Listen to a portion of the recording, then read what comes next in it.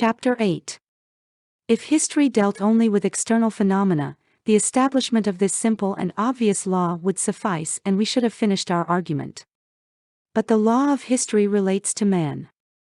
A particle of matter cannot tell us that it does not feel the law of attraction or repulsion and that that law is untrue, but man, who is the subject of history, says plainly, I am free and am therefore not subject to the law. The presence of the problem of man's free will, though unexpressed, is felt at every step of history. All seriously thinking historians have involuntarily encountered this question. All the contradictions and obscurities of history and the false path historical science has followed are due solely to the lack of a solution of that question. If the will of every man were free, that is, if each man could act as he pleased, all history would be a series of disconnected incidents. If in 1,000 years even one man in 1,000,000 could act freely, that is, as he chose, it is evident that one single free act of that man's in violation of the laws governing human action would destroy the possibility of the existence of any laws for the whole of humanity. If there be a single law governing the actions of men, free will cannot exist, for then man's will is subject to that law. In this contradiction lies the problem of free will, which from most ancient times has occupied the best human minds and from most ancient times has been presented in its whole tremendous significance.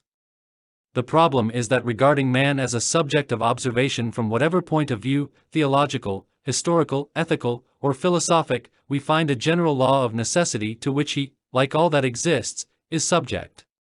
But regarding him from within ourselves as what we are conscious of, we feel ourselves to be free. This consciousness is a source of self-cognition quite apart from and independent of reason. Through his reason man observes himself, but only through consciousness does he know himself. Apart from consciousness of self, no observation or application of reason is conceivable. To understand, observe, and draw conclusions, man must first of all be conscious of himself as living. A man is only conscious of himself as a living being by the fact that he wills, that is conscious of his volition. But his will, which forms the essence of his life, man recognizes, and can but recognize, as free. If, observing himself, man sees that his will is always directed by one and the same law, whether he observes the necessity of taking food, using his brain, or anything else, he cannot recognize this never-varying direction of his will otherwise than as a limitation of it. Were it not free, it could not be limited.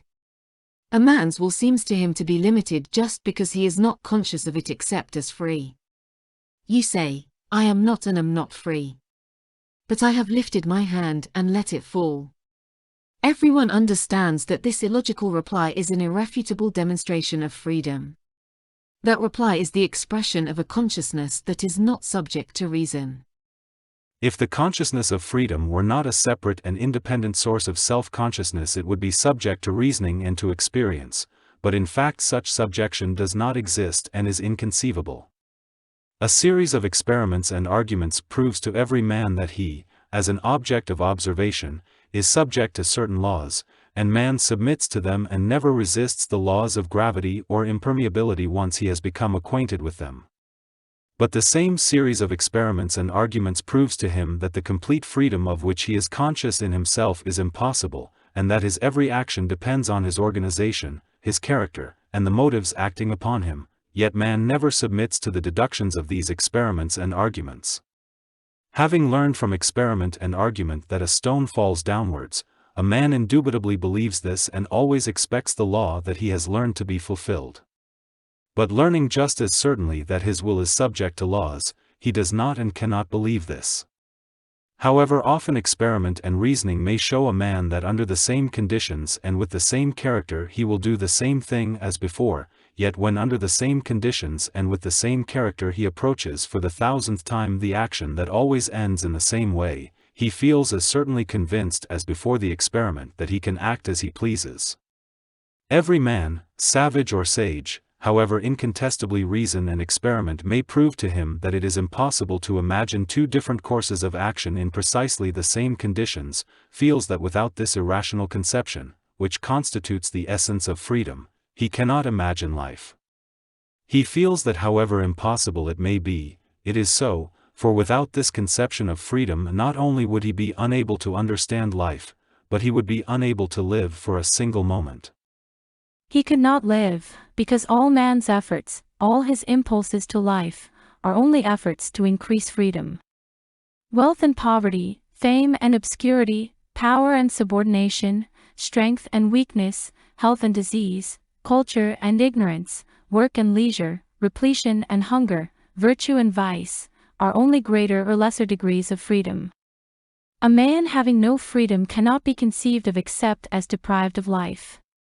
If the conception of freedom appears to reason to be a senseless contradiction, like the possibility of performing two actions at one and the same instant of time, or of an effect without a cause, that only proves that consciousness is not subject to reason.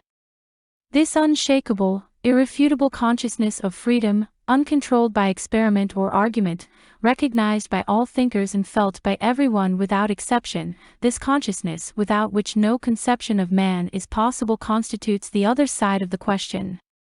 Man is the creation of an all-powerful, all-good, and all-seeing God. What is sin, the conception of which arises from the consciousness of man's freedom? That is a question for theology. The actions of men are subject to general immutable laws expressed in statistics. What is man's responsibility to society, the conception of which results from the conception of freedom? That is a question for jurisprudence. Man's actions proceed from his innate character and the motives acting upon him. What is conscience and the perception of right and wrong in actions that follows from the consciousness of freedom? That is a question for ethics. Man in connection with the general life of humanity appears subject to laws which determine that life. But the same man apart from that connection appears to free.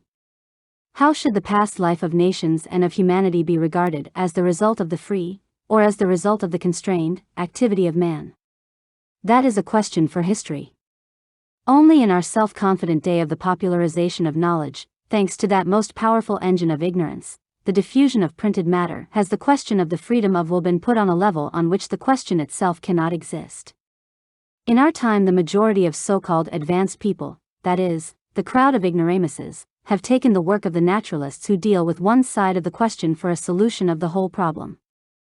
They say and write and print that the soul and freedom do not exist, for the life of man is expressed by muscular movements and muscular movements are conditioned by the activity of the nerves. The soul and free will do not exist because at an unknown period of time we sprang from the apes. They say this, not at all suspecting that thousands of years ago that same law of necessity which with such ardor they are now trying to prove by physiology and comparative zoology was not merely acknowledged by all the religions and all the thinkers, but has never been denied. They do not see that the role of the natural sciences in this matter is merely to serve as an instrument for the illumination of one side of it.